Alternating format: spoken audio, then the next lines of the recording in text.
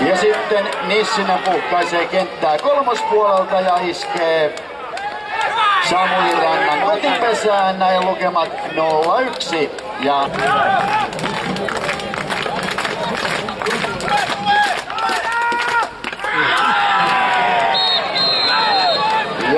Jani Lassila määrää sitten kolmoselta ensimmäinen palo.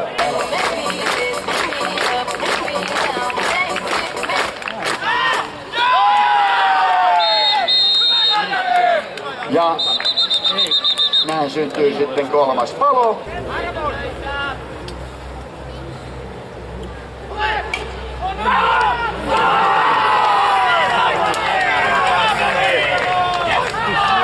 Ja Pöytäkangas iskee Kempeleen toisen juoksun.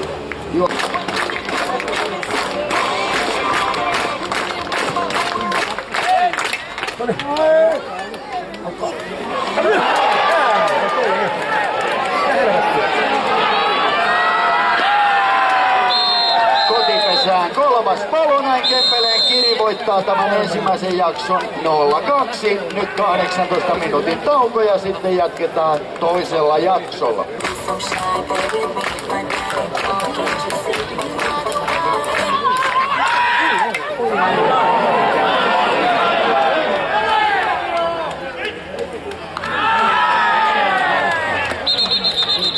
Ja tähän koppiin ykköseltä ja kolmoselta haava.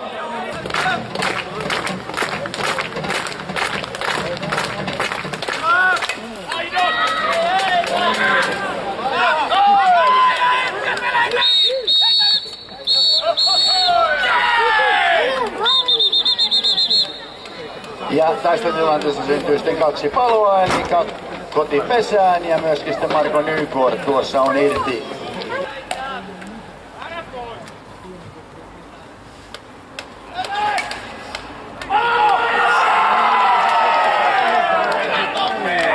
Ja näin sitten Tommi Nissinen iskee tässä ottelussa toisen juoksunsa ja Kempeleelle avausjuoksun tähän toiseen jaksoon ja juoksun tuo myöskin toisen juoksun tuonut Timo Ehdola.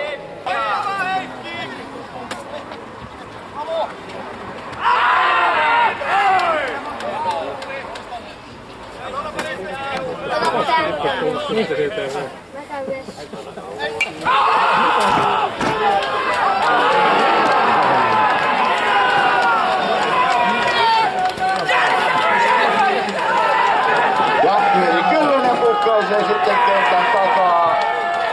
Ja näin 1+2 eli 3 juoksua lisää, näin lukemat 0-4 Kempeleen Kirille.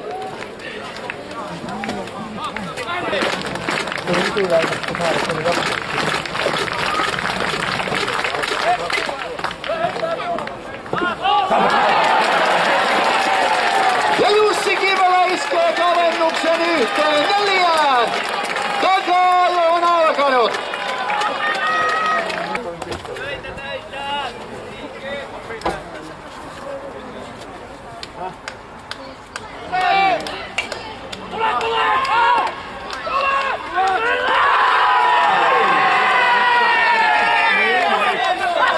Vesa Pöytäkangas lyö.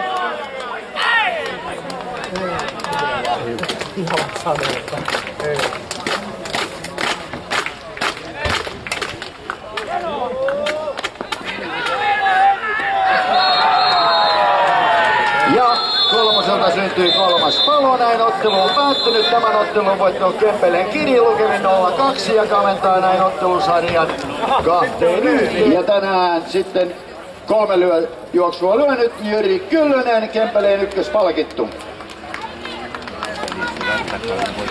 Ja myöskin mallikasta vaihtotyöskentelyä.